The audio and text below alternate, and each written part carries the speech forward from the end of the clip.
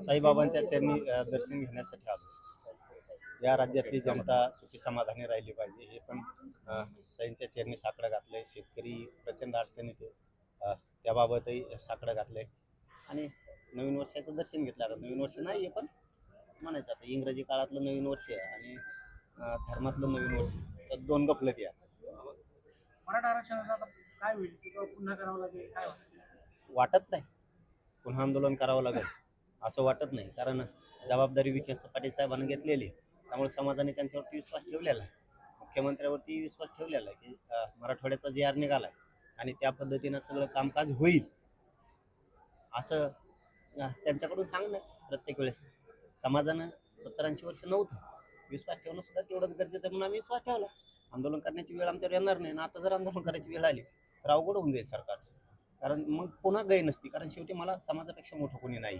पण आज माझ्या पुढे सगळ्यात मोठा प्रश्न आत्ता एक अचानक उभा राहिला आहे. मी तिकडे अर्जंटमध्ये चाललो आहे, म्हणजे मी सगळे आता पुढचे दौरे अचानक रद्द केलेत आत्ता, आणि मी आत्ता अर्जंट पुण्याला चालू की 1-1.5 लाख पोरांचा विषय MPSCच्या, आणि जाणून बुजून त्यांना त्रास दिला जातोय. त्यांची काही चूक नसताना. हे बघा, MPSC UPSC सारखे शिक्षण हे सोपे नाहीत पत्रकार बांधवांना, कारण आपले कुणीतरी नातलग लेकराबाळ त्याच्यामध्ये ज्यावेळेस 10-10, 5-5 वर्ष अभ्यास करायचा आणि थोड्याच्या सरकारच्या चुकीमुळं 1.5 लाख पोरांना जर तुम्ही वाऱ्यावर सोडणार असाल तर ही खूप मोठी शोकांतिका आहे. म्हणून मी आत्ता अर्जंटमध्ये मुख्यमंत्र्यांच्या वैडीला पण बोललो, त्यांच्या मित्रांना पण बोललो आणि विखे पाटील साहेबाला सुद्धा बोललो की तुम्ही ही तातडीनं मार्ग काढा. आता विखे पाटील साहेबांनी सांगितलं की 15 ते 20 मिनिटात आम्ही मुख्यमंत्र्यांशी या विषयावर बोलतो, आणि मी आता तातडीनं त्या पोरांना भेटायला चाललो, कारण त्यांची मनस्थिती भयानक झाली. त्यामुळे मी तातडीनं आता पुण्याकडे जाणार आहे. माझ्या पुढं आजचा सगळ्या जाती धर्माच्या लेकराचा शिक्षणाचा प्रश्न माझ्यासाठी मायबाप खरंच लय महत्वाचा आहे. म्हणून मी कुठला विचार न करता डायरेक्ट आता गाड्या तिकडे वळवल्यात आहे.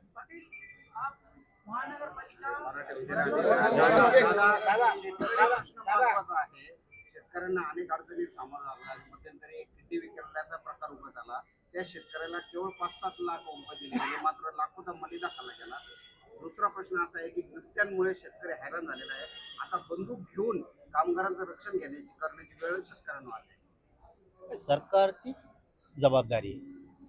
बिबटे आले किंवा शेतकऱ्यावर नैसर्गिक अडचणी आल्या, हे सरकारचीच जबाबदारी असते. कारण एक पालक म्हणून पालकत्व या राज्यातल्या जनतेचं त्यांनी स्वीकारलेलं असतं. गोरगरिबांकडं वाहक रोखायची किंवा कुठले नैसर्गिक संकट रोखायची यंत्रणा नसती. यंत्रणा ही सरकारकडे असते आणि ते सरकारनं उपलब्ध करून द्यायची असते.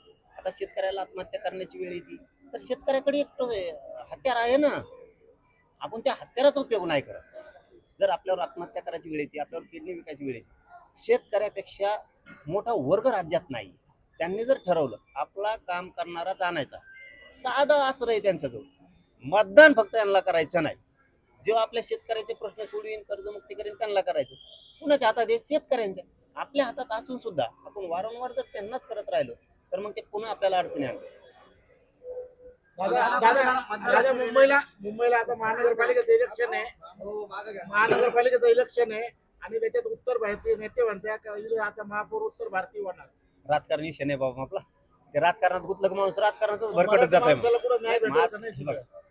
माझा विषय समाजासाठी, मराठ्यांसाठी लढणं, गोरगरिबांना न्याय मिळवून देणं, शेतकऱ्यांसाठी लढणं, विद्यार्थ्यांसाठी लढणं, त्याच्या जात भेद न बघणं, हे माझं कर्तव्य, ते पार पडतं. हे राजकारणाचं गेलं बेकार आहे. मी एकदाच लोकसभेला होतो ना, मी बघितलंय काच का उगा माणूस भरकटलं की भरकटतंय कुंकडं बी. त्याचा ख्रिश्चन, जैन, मारोडी मला दाखवा. मी नेते सोडत नाही. मग तुम्ही नेत्याला जर जात म्हणत असताना ती मग चूक नाही. नेते तुमचे सुद्धा नाहीत. ओबीसीचं जर कोणतं ओबीसीच्या नेत्याने कल्याण होऊ दिलं मग, आणि मी जातीवादी असतो तर माझ्या मुंडे प्रकरणात पडलोच नसतो, त्या गीतेच्या प्रकरणात मी पडलोच नसतो, संपदा मुंडेच्या प्रकरणात मी पडलोच नसतो. आणि हे फक्त मीडियात दिसलेले तुम्हाला 3-4 नाव आहेत. दिवसातून 4 तरी वंजारी समाजाचे काम मला करायला लागतात बीड मधले. 4 तरी दिवसातून म्हणतोय तुम्हाला मी. इतकी अडचणी आहे, सोडवतो मी. आंतरवाली त्या दारात आलेल्या माणसाला मी कोणत्या जातीचा असला तर मोकळं वापस पाठवत नाही, प्रयत्न करतो. आता जातीवादाचा तुम्ही शिक्का लावा लागेल, त्याला मी काय करा. नेता जर तुम्ही जात समजित असाल त्याला माझा दोस्त.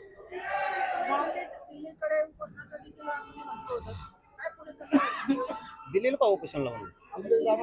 अधिवेशन महाराष्ट्रातले सगळे मराठी जाणार आहेत आणि देशातले पण जाणार आहेत. कमून नाही दिसणार? अरे आमच्या राजानं एवढं मोठं विश्व आणि वैभव उभा केलंय देश आणि देशाच्या बाहेर सुद्धा. त्या राजांचे कुठं कुठं ध्वज फडकवलेत, आम्ही बघणार नाही तर कोण बघणार. अरे एक दिवस आपल्या बापासाठी राजासाठी देऊ शकत नाही त्या आपण. चलो धन्यवाद. आता रोहित पवारांनी एक व्हिडिओ जो आहे तो व्हायरल केला आहे. त्याच्यामध्ये छत्रपती शिवाजी महाराजांच्या जो पॅड होता शिक्षणाचा स्टिकर होता त्याच्यावर राम शिंदेचं स्टिकर लावलं गेलं. मी नाही बघितलं. बघायच्या आधीच बोलू नाही माणसानं, बघितलं नाही. मी बघितल्यावर त्याच्यावर प्रतिक्रिया देईल. बघायच्या आधीच मग तुम्ही विचारतात, मग मला नाही रात सोमवार, मग मी ठोकतो. मग ते पुढे भारत